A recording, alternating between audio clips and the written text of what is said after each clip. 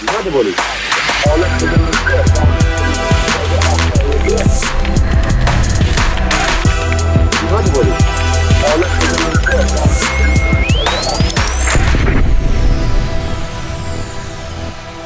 Tim Pool is absolutely losing his mind with joy based on what's going on between Antifa and ICE, because it really means that this time we are actually entering a civil war.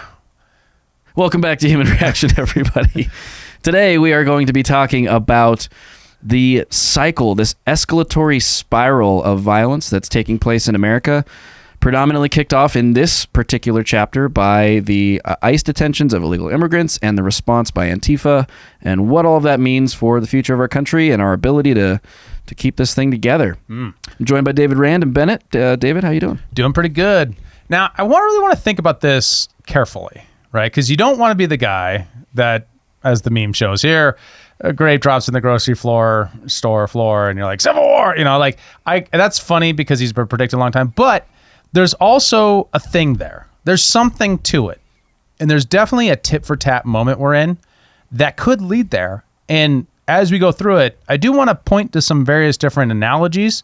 I don't know if Tim Pool has pointed to these. I don't watch him that often. I'll watch him if he has someone interesting I do like on, but it's just not my shtick to watch people who just cover pure news too often. That said, at least when I know I agree with them largely, or they're not saying something to an audience that I care about. Right. So so there's a case to be made, right? And it's reading between the lines. It's if you use your analytic brain to see this, you're not going to see it, right? You're seeing trees, but you got to look at the forest, right? You got to look at your more comprehensive reading between the line, kind of grabbing at strings that aren't spoken because they're scary. And also because it isn't always clear that when someone's doing something, they're doing this for the Civil War, right? Then you're actually in one. If you say, this is for the Union against the Confederates, or for the Confederates against the Union, it isn't as clear. But he was on Michael Malice this week talking specifically about how he thinks this is true. And Tim Pool was. Yeah, I actually prepared the notes before he was on that. I was like, oh, interesting. This is a perfect time. This episode is brought to you by Revved Up Promo, the official apparel partner of Human Reaction. Revved Up is a premier full-service shop specializing in laser engraving, screen printing, and embroidery. Not only are they now making all of our apparel right down the road from us, they can do the same for your brand and ship it to you anywhere in the world. Revved Up helps you navigate the extensive universe of merch options and uses state-of-the-art techniques to showcase your brand in its very best light. So if you want to support our show and our generous sponsor, you can now do so by buying our merch and by turning to Revved Up Promo for your own custom apparel needs. Reach them at revveduppromo.com. That's with 2 V's and 2 P's, or just check the show notes for a link.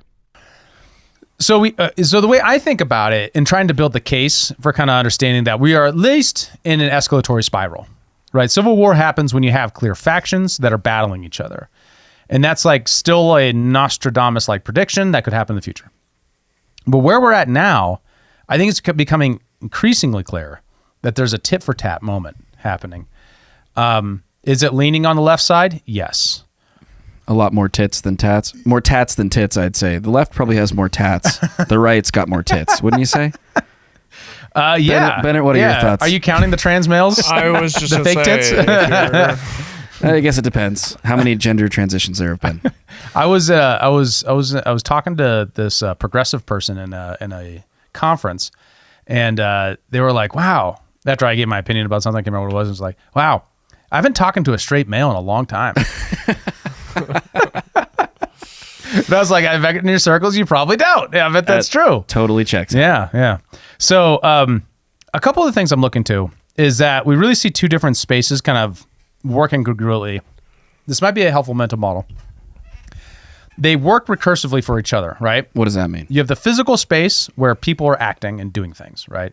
And you have the media space where people are commentating and like trying to place meaning on the actions of the physical space. Okay. So the physical space is reported on by the media, and then the media interprets it, and then it feeds into the climate of the physical space. And I want to talk about each independently, although they both synergize with each other, and hopefully we can kind of bring these threads together as we go. As always, this is a high wire match, high beam type experience where we're going to be doing it live on one cut to make it right. So what happened this week that really made me think, man, this is it, is because it's leading in, and you guys already know the story, right? Crooks, that one guy from Ukraine, what's his name? Thomas Crooks, Ryan Ralph. Yeah. Last year, substantial real political violence, like trying to assassinate a political candidate. You have the kind of low-level ICE violence that happened early in the summer. It was interesting too, and this is the water on the theory.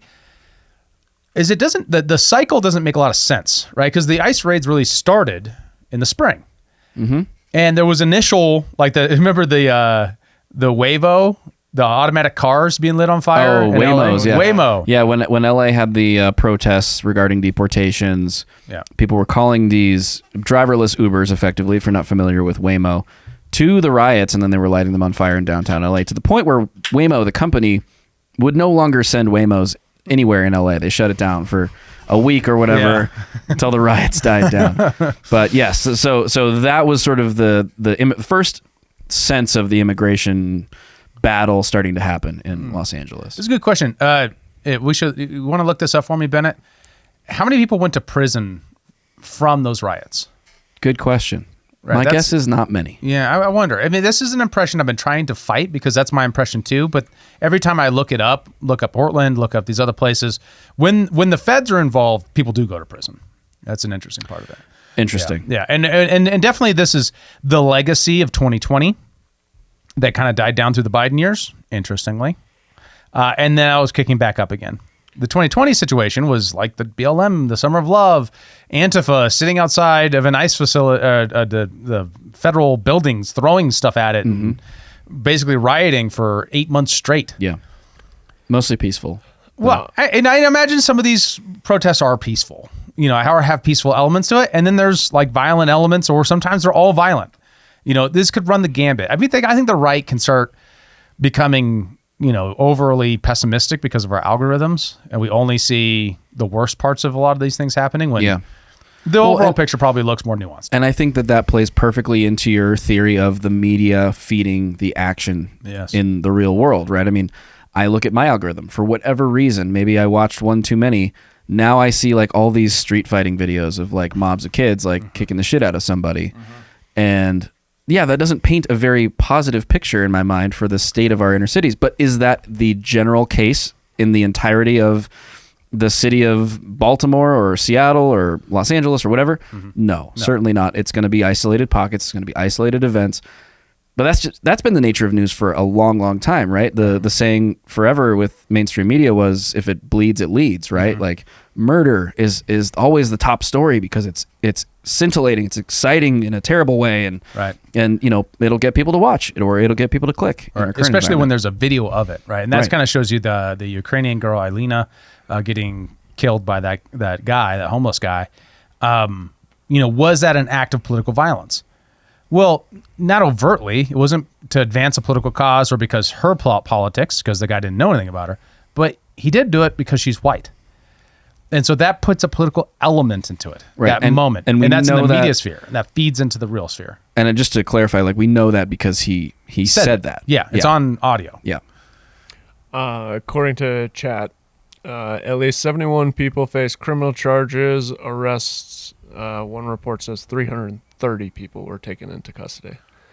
In Los Angeles? Yeah. Well, okay, that's a more substantial number than I would have guessed. But I assume mostly misdemeanor, disorderly conduct, things like that. And the question is, okay, they can be arrested and, booked, and they can go to court, but will they actually be it doesn't give sentenced any to information anything on actual sentence. Well, most misdemeanors wind up in jail time and fines. They don't wind up in prison. And that's that's under normal circumstances. I mean, we're talking about a sanctuary city here, a very progressive city being Los Angeles, very similar to Portland and Seattle, where if you are the right person, I'll just say that, you won't see the inside of a jail cell at all. They'll just let you go.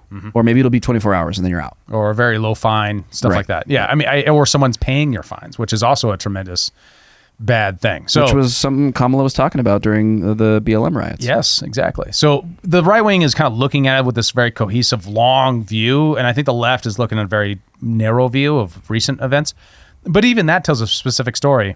One that is interesting because, as I was saying, we kind of peaked up early in the summer. with the California riots, and then it kind of died down all summer. It wasn't that crazy. We actually predicted on the podcast, and Kyle predicted that it was going to be kind of like another summer of love, maybe. Mm-hmm. That didn't happen. I don't know why. I do have a pet theory that has something to do with disruption of money. You know, USAID lost their funding all of a sudden? Maybe like pallets of bricks stopped appearing places. We've long wondered out loud to what degree 2020 was the result of a color revolution-like investment on NGO money. Yeah. Soft power projection. Yeah, maybe. Yeah. Don't know. Don't have the smoking gun there. Don't have a case. But it's worth looking at, right? At least contemplating that if the government's capable of the many things that we've seen our government being capable of shockingly terrible actions, such as Operation Northwoods and others, that they might be available or capable of doing that. Yeah.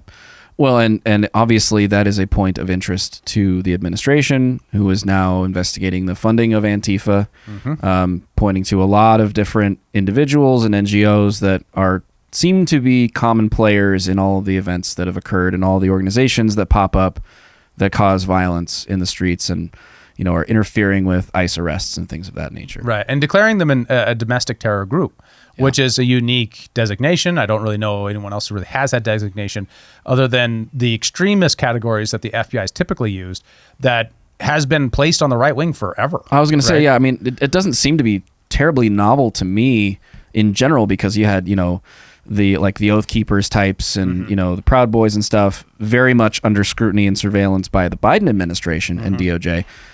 And now it's just like the shoes on the other foot. Yes. Which is very clearly, you know, another one of those instances of a thing where the left puts a policy into place, not thinking about, you know, down the road, around the corner, that very policy could be used against us too if a different administration comes in. So here we are. Right. And this is, you could look at that and tell a story about how Trump is escalating the thing, the escalatory spiral. But also, these are the people who are actually burning down buildings. Right. You know, like the Oath Keepers didn't do that as far as I know. Now, J6, unique event, but it wasn't the same as the Summer of Love and the burning down of DC right after Trump got elected the first time around and various other things that have happened in the meantime. There does just seem to be from a classical liberal point of view, a just role in government to prevent insurrectional like uprisings, whether it be J6 or a organization funded potentially by foreign dollars, according to Representative Luna, connected to China or other foreign actors that might want to disrupt operations in the United States. So if those are true and those investigations turned out, and they should be thoroughly investigated and based upon evidence, not based upon conjecture or loose evidence or weak evidence or just the will of the ruling elite, it should be based upon regular rule of law and order. Yeah. But it continues to spiral. And what happened this week that really brought this to the forefront for me was this article from the New York Post. Lefty maniac threatened to detonate tent filled with 200 explosives outside D.C. church hosting Supreme Court justices. How's that for reading, Bennett? Booyah. Nailed it. That guy doesn't count. He can't even read. You know, and this article is really interesting because, I mean, this guy, he basically got caught before anything could happen. They walked up and talked to him and be like, hey, he basically like, hey, I got a lot of explosives. Stay away from me. And then like he went to pee during the negotiations. They caught him when he was peeing and he didn't actually have like a detonator on him. He just had like a match like that he was going to light. They're all like lit explosives, not like detonated explosives. He's just got like the Temu pack of M80s in his trunk. No, I guess they were like legit explosives. Like if fire would have wound up in the tent, it would have been bad. No shit. Yeah. Well, that's what the article indicated. The big picture here is that there is just a moment when you track these things before that we all know to the present moment where you're reading between the lines and you can't help but note that this is a spiral that we're at. There isn't a centralized figure like the Weather Underground like there was in the 70s. Although Antifa might be that, we don't know that yet. This is something that we only know about the Weather Underground from hindsight. But also noting that, you know, the left really won that moment. And this is something I'm actually drawing on Tim Pool and Michael Malice from I hadn't thought of before. You know, the way I thought about it was a little bit different than this, but I think this is the right way to think about it, was that even after that, there was really no lasting consequences. Now, the Weather Underground was hilariously ineffective, right? They blew themselves up more than they blew anyone else up. But the rhetoric and the ideas about the deed that kind of shows the rebellion, that is the thing that advances the cause, still persists amongst the radical left. And those people persist. And that's what we're seeing here. And we're seeing at these, these ICE battles. Right. Another thing that happened was a woman was shot. There's a lot of contention around this.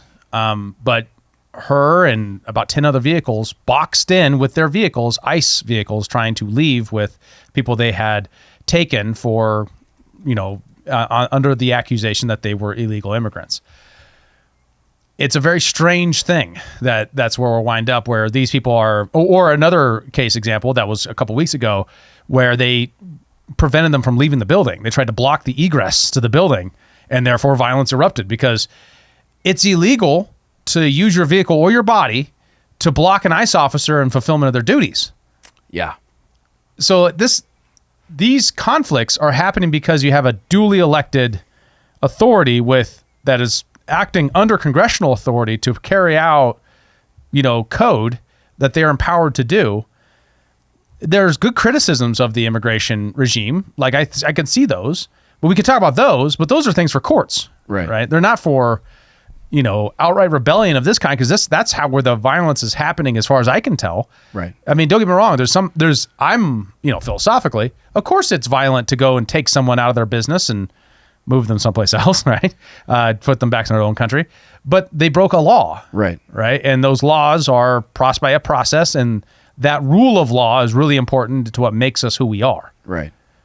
Well, and I think a large part of the problem here too, with the way that ICE is having to conduct some of these raids and detentions, is that because of the immigration policy of the Biden era, we don't know who these people are, where they are. So it does kind of have to be a bit of a dragnet in a lot of senses, and innocent people, or even quote unquote law abiding illegal immigrants, are going to be swept up in this as well, because they don't know who's who, right? Mm-hmm. And they could be anywhere. And I mean, we have the story from Chicago where ICE agents and DHS agents rappelled from a Black Hawk onto the top of an apartment building, raided the building, and arrested a bunch of Tren de Aragua terrorists, I guess you could say now.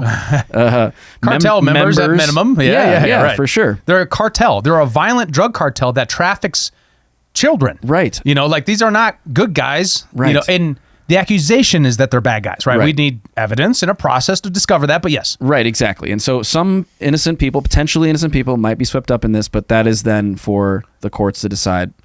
I don't know what the process is like. I mean, it is a little opaque, and I think that's a fair criticism of the way that ICE and DHS are going about some of these raids. A lot of these guys, I mean, obviously they're masked. I don't think that's a fair criticism from Antifa, given that Antifa has exclusively practically been masked for the last 8 years or more. But it's tough to sort of tell, maybe for some people, the difference between, like, is this a kidnapping or is this like an actual legal detention of someone who is potentially here illegally. And it seems like the feedback from at least a significant number of people on the ground, particularly in Chicago, is positive. These are people who want to live in safe communities, and their communities are not safe. Yeah. And they're okay with it. As any law-abiding citizen probably would be if they had been up to their eyeballs in God knows what kind of crime happening around their children, around their families, disrupting their businesses. Like, I could see why people would be very supportive of this. And I get what Antifa's trying to do. They're like, they're planting their flag and they're defending, the victimized from the victimizers. They're living out their street battle dreams, their wet dreams of actually getting to confront the man and the fascist machine, and like totally makes sense. But it's a little bit tone deaf that even people of the communities that they purport to defend are actually supporting these actions. Yeah.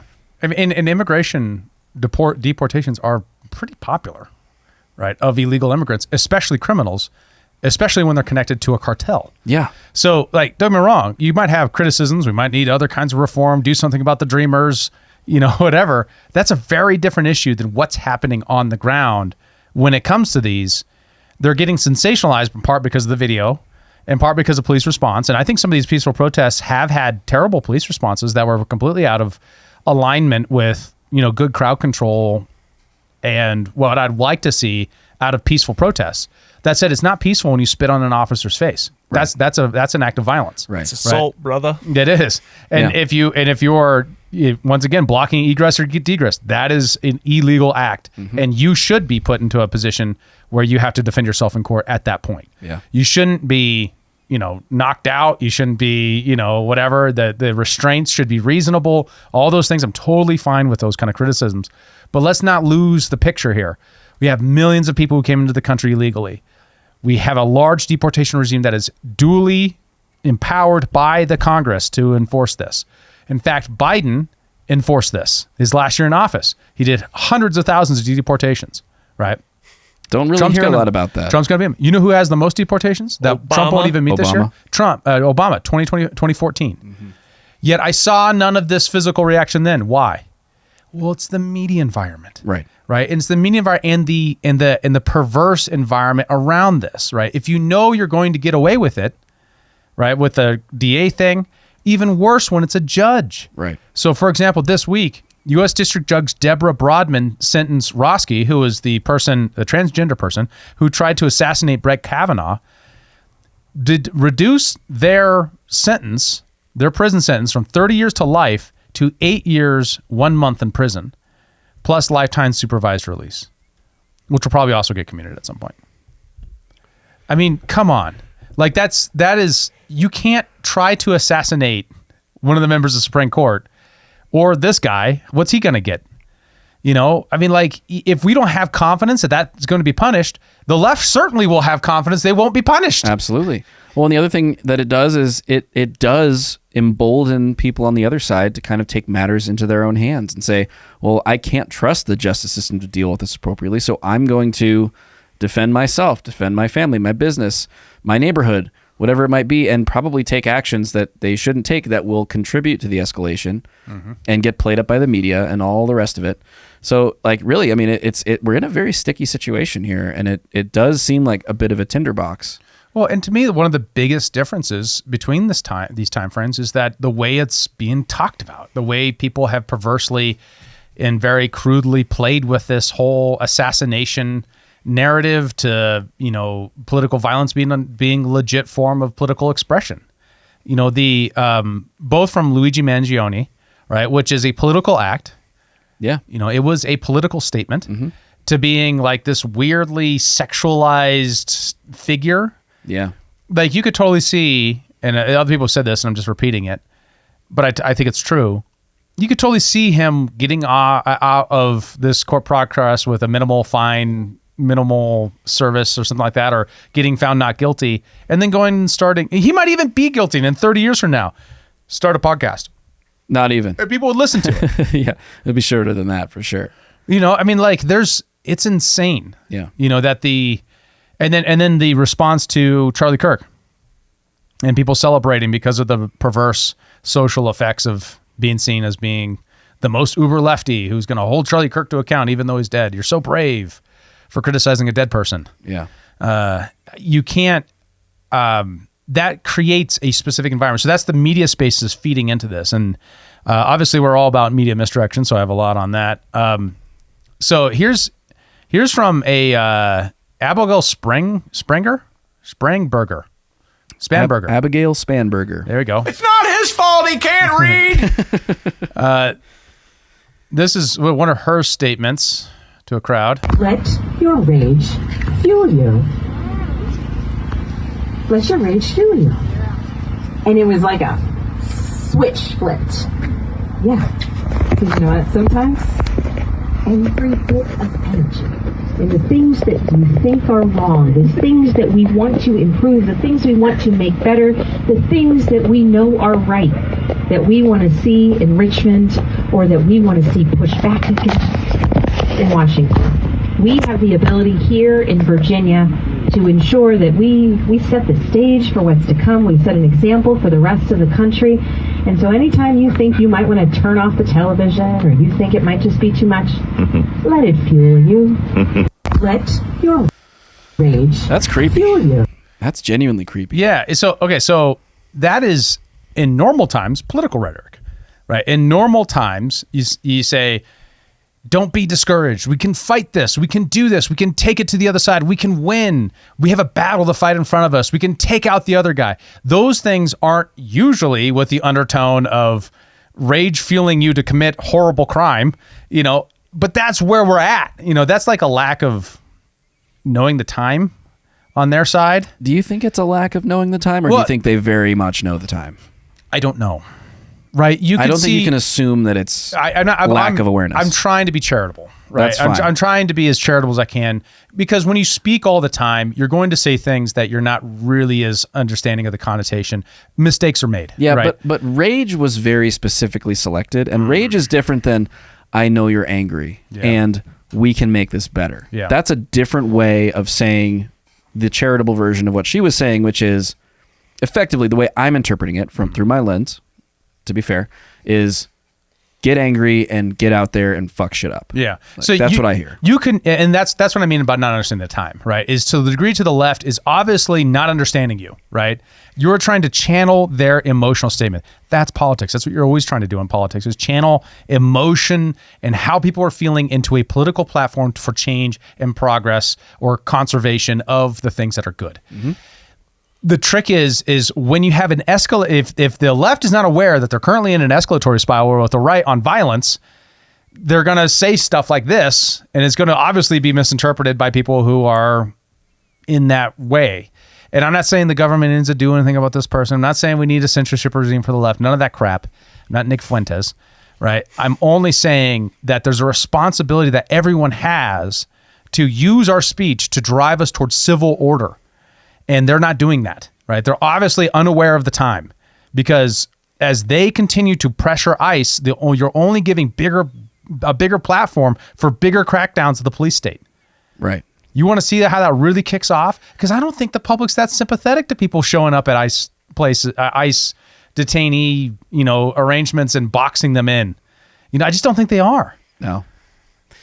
I mean, I think the average person, is not sympathetic to that. I saw another video. A couple of agents were trying to arrest an individual, potential illegal immigrant, and it was like in the middle of traffic for some reason. I don't know why, but like people were driving by honking, and then all these cars started to stop, and people started to like surround this situation and get very immediately involved in this attempted detention. And it was not going well for whatever reason. These two guys could not get a handle on this guy, and just I think because they were just kind of overwhelmed by the amount of people and probably the spectacle and all of it being in the middle of traffic and it not working, they just like gave up and let the guy go. So it's interesting because that looks and feels like a win for the interventionists, if you will. Yeah. And I don't know a lot about the situation other than like the video that I saw. Yeah. But it's just very interesting that people who maybe previously were sort of like keyboard warriors or just like kind of angry at what they see on the news are like actually starting to activate on that side around this issue. Mm-hmm. And I don't know what percentage of the total, like the general public that is, but it seemed like a decent number of people just out of traffic, which you would think is a pretty random sample. Right. So I don't know. It's very interesting. It's hard to say, I can understand the aesthetics of like a foreign agent from Washington, D.C. in your state taking someone out of it. That said, we are a country with laws that are federal laws that they have broken. So federal agents are enforcing that. Yeah, but when you feel like the government is authoritarian and fascist and all the things that they say it is, sure, isn't it your duty to resist that? Sure, I totally understand that. But that is also the basis of which you change the laws, right? So if this was a right-winger, right, if this was right-wingers complaining about something that was happening in the government, we'd be like, well, we got to change the laws. Right? That would be the immediate place to go to.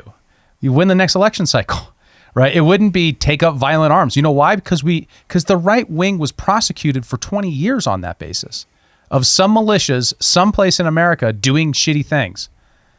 And so the crackdowns happen and there's genetic memory on the right that's like, no, we don't do that. Yeah. Right. And that was during the Bill Clinton administration. Like that was a long time ago. So like I don't think the left ever had a real moment with real consequence for this. And as we've seen, like they're not even paying that big a consequence in some of these cases. Yeah. And they didn't pay it for the one of their underground stuff. Those guys all went on to become Obama's, lead launcher. What was his name? Bill Ayers? Yeah. Yeah. I think you're right. Or the Clarendon Piven people. And Cass Sunstein, I think, was involved too. I think he was one of those kind of folks. Like there's a bunch of them. But yeah, so those folks didn't pay long-term consequences for being terrorists on the left, right? Well, that's because they take care of their own, right? And in a way that, the rights don't do that.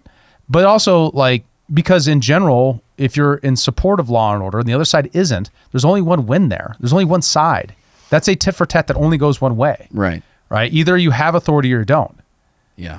And if you want to change immigration policy, which I'm with you, there's lots of things I'd like to change about immigration policy that have nothing to do with deportations.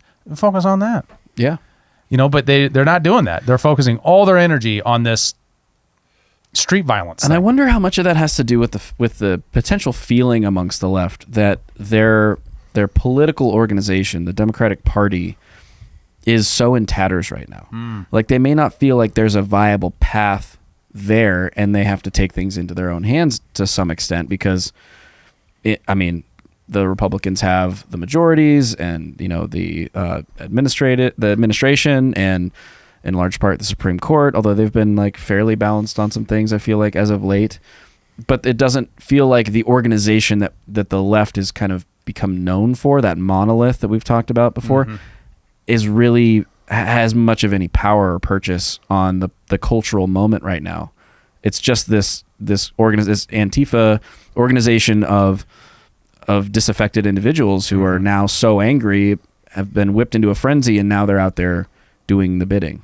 And I think it'll be very interesting to see what comes of the investigation into the financing of these groups, because just very similarly to the USAID going away and all of a sudden, the summer being very calm, what other money has flowed in to replace that, and what is that going to do to the organizational structure of a lot of the resistance movements on the left? How much of it is astroturfed? How much of it is genuine outrage about the state of immigration policy? 100%. We don't know. We'll have to find out. But in the meantime, we have these insights into how the left is actually thinking about this. And that is what's making the media space what it is. So this is one that we got a glimpse into that. This is with Jay Jones, who's running for Attorney General in Virginia, in a private conversation. So I want you to be the blue text, and I'll be Jay Jones. Okay. In this case. They say nice things about everyone, lol. You got to laugh out loud. And we go, ha, ha, ha. No, I don't. If those guys die before me, I will go to their funerals to piss on their graves. Send them out a wash in something. Why are you making him Batman? Okay, Batman. Oh, no, I'll do Batman for real next. This next one just says Jay Jones. You can imagine it's like holy cow, dude. Like, Yeah, Jay Jones. It's like, calling someone bro. by their middle name. There's no exclamation there, so These people, 2 bullets, Giblert, Hitler, and Pol Pot.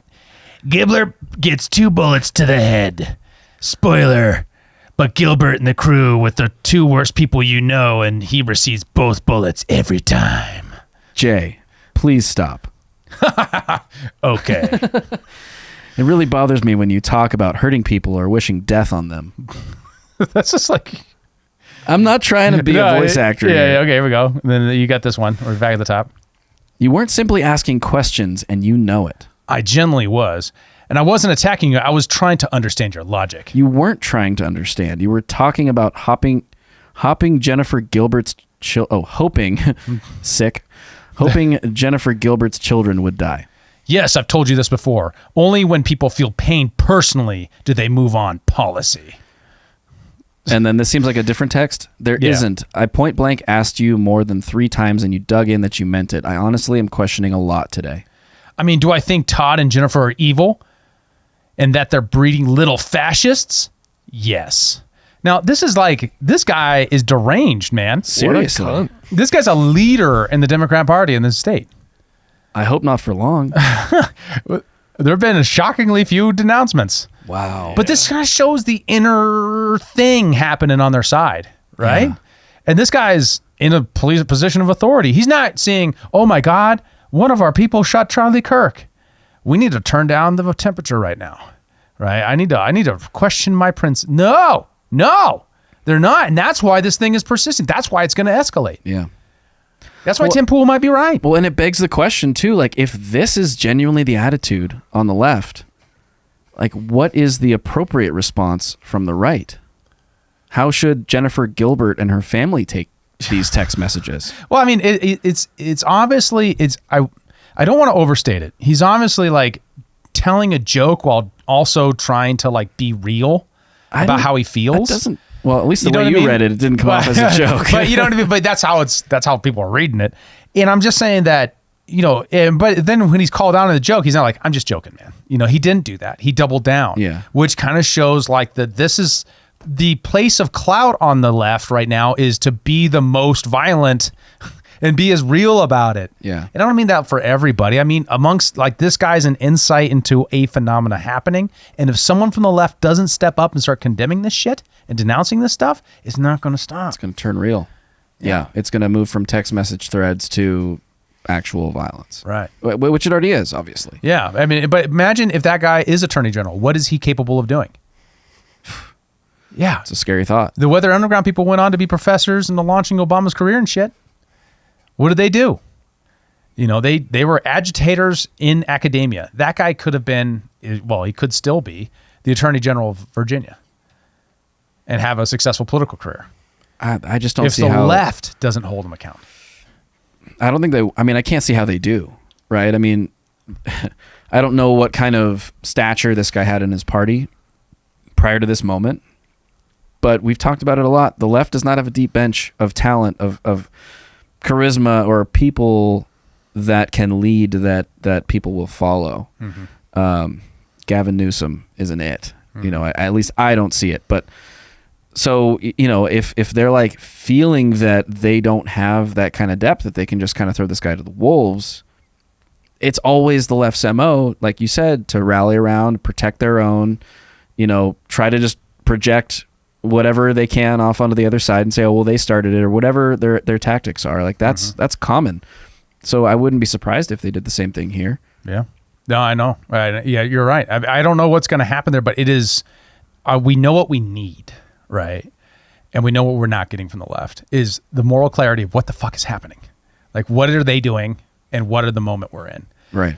The right is currently in a debate on knowing what time it is, right? And you got like Aaron McIntyre on one side.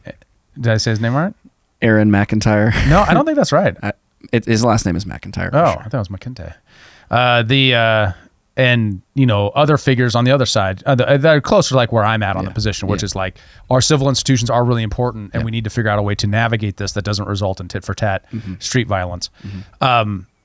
And not that even Aaron is wrong, just that there's a gap in the dialogue on the left that they don't even have that other side. Yeah. Right. And so like even this, like, I'm trying to imagine why the left thinks this is like a viable idea. Like, what is their mental model? And I think this John Oliver message kind of shows that. This obviously is humor, but is like, as always in political commentary, there's like meant to be an underlying political thesis here. And in Rochester last month, ICE cornered some men working on a roof and were waiting for them to come down to arrest them. But a local pastor went on social media to summon people to protest, and just watch what happened next. A chaotic scene on Westminster Road Tuesday morning in Rochester as federal agents were carrying out an ICE enforcement and removal operation. They're here putting on a roof, trying to make $1 and paying taxes on that $1. And ICE was here bothering them. So I came to bother ICE. Details from federal authorities are limited, but our cameras captured a Border Patrol vehicle. Was it? Oh, the tires are flat on that Border Patrol vehicle. Oh, yeah. Did you notice that? Yeah. At the scene with flat tires. In response to the large crowd, agents left Westminster and the SUV was towed a few blocks away.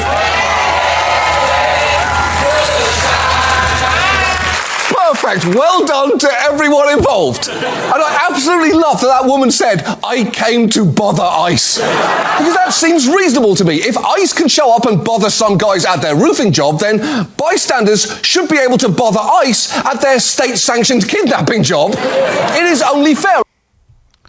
State-sanctioned kidnapping. It is only fair. And that's the thing is these books, these laws have been on the books for a long time, right? And so that's what open borders is actually, right? Where it's lawlessness. The open borders that the steel man of that has always been, no, we need to change the laws to make it easier to immigrate here legally, to Right. de-incentivize immigration. And this is where the left has become so bonkers. They're like, actually, rule of law doesn't mean anything to us anymore. We're not the party of the ACLU that actually wants strong laws that protect people's rights. What we want is actually just nothing. Just no law at all. No generative law, no local law, none of that. We just want this thing where I don't even know. I can't even see the vision here beyond they just see this as an act of aggression, not as the actual, like, someone who broke a law being held to account for breaking the law. Right. It's weird because it does seem like they speak out of both sides of their mouth. In some senses, they do want strong laws, right? I mean, one case pertaining to immigration is like birthright citizenship. You know, that's being battled out in court. And I believe a leftist judge did just decide that unborn immigrant children have the right to be citizens of the United States, which actually, interestingly, I heard an argument that basically said they set precedent for the fact that unborn children have rights, which played right into the pro-life argument's hand. So they're very pleased about that. Yikes. We'll see how that works out, you know, but so it's like in some cases they want to use the institutions to do their bidding. And then when it doesn't serve them, when it goes against them, it's like throw the book out the window. I don't care how long the laws have existed. I'm just going to go take this into my own hands. Right. And it's demonstrative of how they didn't freak out when Obama was doing it even bigger than Trump is doing it now. For sure. That they didn't care then and they care now. So this is just fodder. If you're a leftist and you're buying into this bullshit, they just want to use you as a pawn for their political power. They think this is a platform to get the American people to vote blue. That's all they care about. They don't care about anything else. Some lefties have a political philosophy they're pursuing. But these people, John Oliver, and these folks that are generating up this interest now who weren't doing it during Obama, you shouldn't listen to them at all because that is such bad faith, right? If they're just responding to the media moment, you're just doing it for clout, or you're just doing it for views, you're just doing it for money, or you're just doing it because you don't like Republicans and you want to have power. Very well said. Here's another framing. We won't listen to the whole thing, but I thought this was an interesting way to frame up the issue. My favorite. Over the weekend, amid the ICE-created melee in Chicago, an immigration agent shot an American woman multiple times following some sort of a traffic incident. An ICE-created melee. ICE-created incident. Did you hear that? Did you hear that? You hear that framing? And then she refers to, and I assume they're referring to the boxing in of the vehicle. Yes. And there is some sort of a traffic incident. That's a traffic incident? This isn't a fender bender, Crystal. Yeah. Well, I mean, there is a lot of good questions about this particular case where it looks like the feds might have claimed that she was carrying a weapon and then that wasn't on the charging documents. And there's a lot of suspicion there about why the firearm was used in this case. But to be clear, to box in a ICE detention motorcade with your vehicles is highly illegal. And to be clear, in private security, if you're moving someone who's very important, someone boxes you in, you assume that you are in a gunfight at that point. Absolutely. Because that's what you do to kill someone. You stop them. Yeah. You make them a sitting duck. And you open Exactly. fire. Yeah, right. So did someone get trigger happy? Did the police make a mistake? Was there something else? I don't know. I don't know what happened. Maybe the police were totally in the wrong. Other than it's not an ICE-created incident if you box them in with your vehicles. So let's just get that clear real quick. They're just driving down the highway, and then all of a sudden they're completely surrounded by vehicles and ground to a halt on the interstate. Yeah. Or on any road or whatever the situation was. You can't do that. You can't block federal officials in the movement of their duties. If you disagree with the law, work that out in courts. It's worked before. So let me give you an example. So there's one area where I agree with the left on this. And there was the invocation of the aliens, the Illegal Aliens Act, Alien Enemies Act of 1798 to remove the TDA members. Now, the accusation was that Trump, this is where we took 261 Tren de Agua cartel members accused and shipped them off to El Salvador directly into a Supermax El Salvadorian prison. Now, my beef with that is the Constitution guarantees a due process to everyone. That's what it says. If you don't like it, change the Constitution, but that's what it says. I don't know how to explain it any other way to conservatives. I'm with you, brother. I want this stuff enforced, but you can't not do due process. All these other illegal alien situations have due process. The one she's talking about is the pursuit of due process. You incarcerate them so they can't get away, so that you can then investigate to find out if they're illegal. If they're not illegal, then they get released. If they are illegal, they leave. They go. Now, there has been an example of at least one American citizen who got caught up, didn't have his papers, got incarcerated for a long time, and then ended up getting released. That was really bad and shouldn't happen again. I agree with that. The use of the Alien Enemies Act outside of war makes no sense. It is not the letter of the law. It is illegal and shouldn't be done. Change that, and you did change it. You challenged it in court, and the courts won that fight. Do that. This bullshit, you can't start the fight and then get pissed when it doesn't go your way. And that's what the left is doing. And they're trying to lie to the American people into creating an impression that's not happening, which is that this is some illegal activity, that they're abducting people off the street, when that's not what's happening. What they're doing is enforcing the laws that are on the books. If you don't like it, change the laws. That's what law and order is. That is the precursor to all the other freedoms and liberties we have. We have to have both. Agreed. It's insane. So, what we were saying is that there is we need someone to say that, and at least on the right, at least we have people on the right saying it. So I'm only doing this in case any leftist sees this and be like, well, the right, you guys aren't calling for peace. You guys are just escalating everything. It's not a very charitable impression of a leftist. Just 1 second. I'm just going to read it one-on-one off of this text that I got. Okay. Who sent you the text? It's our teacher at our school. I'm just asking on behalf of him. Fair enough. Okay. The Democrat running for Attorney General in Virginia said in leaked text that he wished his political opponent as well as his children were dead, and no Democrats condemned those words. Today, a poll came out showing that 1 in 3 leftists say that physical violence is necessary to effect social change. Do you think that the nation can come back from this level of hatred the political left has for conservatives? We must. Whatever is necessary is always possible. So do I believe it's possible? I do. Yeah. But do we have work cut out for us ahead? Absolutely. The normalization of political violence is un-American in this country. It's unacceptable.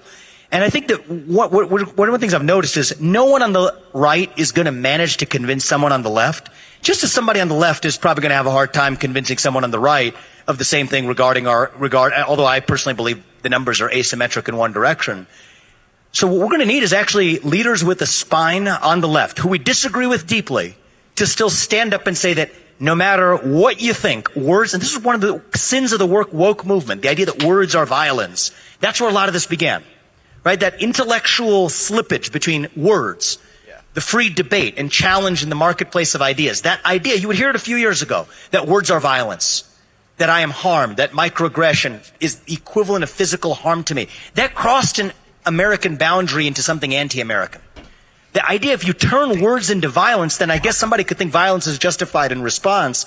We on the left and right have to be united that words are not violence, violence is violence, and violence is never, ever, never, ever in the United States of America an acceptable response to words, period. Yeah, so where's the left version of that? I'm just not seeing it, man. I'm just not seeing it. There's been some really, soft tweeting going on from, the people you might expect. I think Barack Obama posted something, softly condemning. I mean, this might have been even more in the wake of Charlie Kirk's assassination. Chief? Yeah, the reporter in chief. Yeah. I mean, but just the platitudes about turning down the temperature, right? Yeah. But not actually really backing that up or reinforcing it. I mean, I want to see speeches. I want to see condemnations. I want to see finger pointing to say that's not okay. Yeah. This guy right here is not okay, especially after Jay Adams. Well, and again, that stuff. I think that this is indicative of the state that the Democratic Party is in, and also indicative of the fact that there's just not a lot of policy issues right now where they have the upper hand, where they have the majority of the population on their side. So if this is something that's going to stir up emotion that they can channel into a political win, they're going to take it. I think any way they can get it is how it feels. Yeah, that's unfortunate. But that's a sensible claim based upon the pattern of behavior we're seeing since 2016. It seems repeatable, and it's such a tragedy, right? Because this should be the philosophy of peace, right? These are the people who grew up, who came out of the peacenik movement, right? And in the dark side of that, lost out, right? It killed the hippie movement itself and the peacenik movement and all the best things about that was pro peaceful civil society and not having uniformity everywhere and self-expression and the best parts of those things. Those were all killed off by the hippie movements that got violent and terrible, like the Manson stuff to the Weather Underground to other things. Yeah. So you can't underweigh how important it is for someone on the left to actually step up and do this in this moment, and they would have a tremendous comparative advantage in this marketplace. But the fear is that I imagine for them it's just like, well, I'll just look like a Republican. And if we partisanize peace, if we make whether or not political violence is a partisan issue, that is the road to civil war, right? That is so clearly. For sure. One side is order, the other side is chaos. It is Spain all over again, right? The Spanish Civil War, for example. Yeah. Where do you see it going? Is there going to be someone that emerges from the left? If so, who do you think it would be? I don't know. It's hard to say. I mean, even like AOC, leader on the left, got up in Congress right after Charlie Kirk died and had to do one of those, political violence is bad, but he's the worst human being who ever existed. And if you say political violence is bad, but that but is doing a lot of work, right? And you are... That's no way to speak about AOC, please. It is a question of you are watering down the message the minute you say the but, right? That conjunction really undermines any amount of progress we could have made. Right. If you had just said, I'm going to withhold things I want to talk about right now in service of my civil society over my personal interest in maintaining or acquiring power. I even think there's another way to do it. Just switch them around. And I saw a lot of people on the left say this, which is, I disagreed with Charlie on many, many things very strongly. Yeah. But political violence is not the answer. Yeah. That says it all right there. Feels a little bit better. You switch them around and it's a whole different sentence. I don't know, man. So for example, one of the data points that kid pointed to it last time when we were debating at the Charlie Kirk event, that the guy that went over and killed those Democratic legislative members. Now, whether or not that was politically motivated, there's evidence pointing both directions. You might have just been a crazy guy. It's always hard to tell. You're talking about the Minnesota rep and her husband? Yeah. Those circumstances, I have no problem just saying, I don't care what his political points of view was. Never, ever, ever is it okay for anyone to die for what they said. Mm-hmm. You know, I don't care what the Democratic reps voted on. They didn't deserve to die. For sure. That is easy for me to see, and I don't see why the left feels the need to say, I didn't like him on everything. That is cuckery, right? I'm afraid someone's going to say I'm a Charlie Kirk fan. Well, then who the hell are you? Yeah. Glenn Greenwald doesn't need to say that, right? When we watch him, and when he talks about Charlie Kirk, he just said, it's awful and terrible, and we need to stop this crap. Mm-hmm. He didn't say, I didn't disagree with him, all that kind of stuff. He later went on to say what he agreed and disagreed with him on a longer video. But if you're putting it down in a short form, easy. I just can't understand it. And that's where the left just doesn't know what time it is. They don't see this escalation. They're not seeing it. So in the meantime, we're going to have a lot of casualties. And one of those casualties, and this is this Trump reposter thing here, and this is based upon a real executive order, although I don't think this is actually what the executive order says. Do you want to read it for me, Joe? Sure. To ICE, Border Patrol, law enforcement, and all U.S. military. As per my August 25th, 2025 executive order, please be advised that from this point forward, anybody burning the American flag will be subject to 1 year in prison. You will be immediately arrested. Thank you for your attention to this matter. Yeah. The sacrifice of free speech is on the line. If the left wants free speech, and they told me when Jimmy Kimmel, got fired for a minute there, or got suspended or whatever, that they really cared about it. So if they do, maybe, if you want to burn flags, continue burning them, because that's your right as an American. I disagree with the Trump president about this. But tone down the I want to kill them because they're baby Hitlers bit a little bit, maybe. Well, and also to the media, quit calling everybody you disagree with baby Hitler. Yeah. But Easy. I think we'll get there when the political leadership of the Democrat Party is calling out the media for saying that shit. You know, that's when we'll get there. The same way that the Republicans call out the media when they step out of line all the time. Yeah. You know, that's where it's got to happen. It has to become the self-interest of the actual, you know, principled leftists who actually care about these ideas, who actually give a shit about free expression, to be able to say, look, we're heading down the road to perdition right now. And if we want to challenge immigration, we can't do it this way. We got to do it through peaceful means. We have to do it through the laws and the courts. Yeah. Yeah. So anyways, that's where we're at. I don't know if we're going to have a civil war. Sorry, I'm not a Tim Poolite. What do the betting markets say? Pool. Ooh. Have we checked the betting no, markets on I haven't. This? Kyle's not on the podcast, so of course that never looked up. What's nothing bad can happen. It can only good happen. I want that played at least 3 times every episode in so perpetuity. Civil War. U.S. Civil War in 2025. 3%. What about 2026? On which? It's actually down from 4%.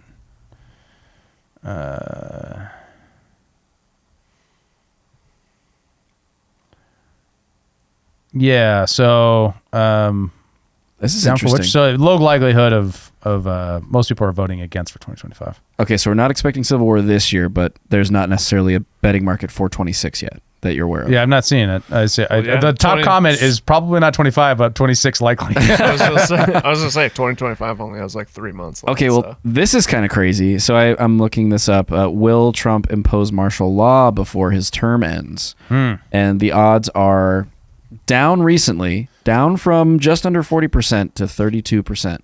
32% of people think Trump will impose martial law before his term ends. Wow. I don't know what the parameters around that are, if it's like national or somewhere in particular. Probably, the National Guard deployment to Chicago is impacting those odds. Right. It looks like it's spiked up pretty significantly end of May, early June. So anyways, we shall see, and we'll certainly keep our finger on the pulse. But in the meantime, friends, be safe out there and don't do anything stupid. And if you have a conversation, if you have an opportunity, I would say, to have a conversation with somebody who you disagree with politically in a civil manner, like you did in your debate with the protester outside of the TPUSA event earlier this week, take the opportunity, find common ground, figure out where you can try to individually take the temperature down, because clearly the people that we're entrusting in leadership and media to do that are not doing it. I was really encouraged by that kid. I mean, it was really pleasant at the end, right? At the beginning, I was like, how's he going to react? Kind of like one of those little like pre-jitters, talking to a stranger sort of thing. But as soon as you get going, I mean, it was really comfortable and pleasant. And hopefully I moved him a little bit on. Seemed like you did. Just on the definition of what fascism is, because it's really funny how he describes it. Yeah, that was interesting. And we all shook hands at the end, which is the important part. Yeah, 100%. Yep. All right, friends. Well, thank you so much for tuning in to this episode of Human Reaction. We appreciate you for being here. And if you would like to support the show, a simple like would go a long way. If you're listening on Spotify or anywhere else, a quick review, 5 stars would be awesome. Helps us get the word out some more.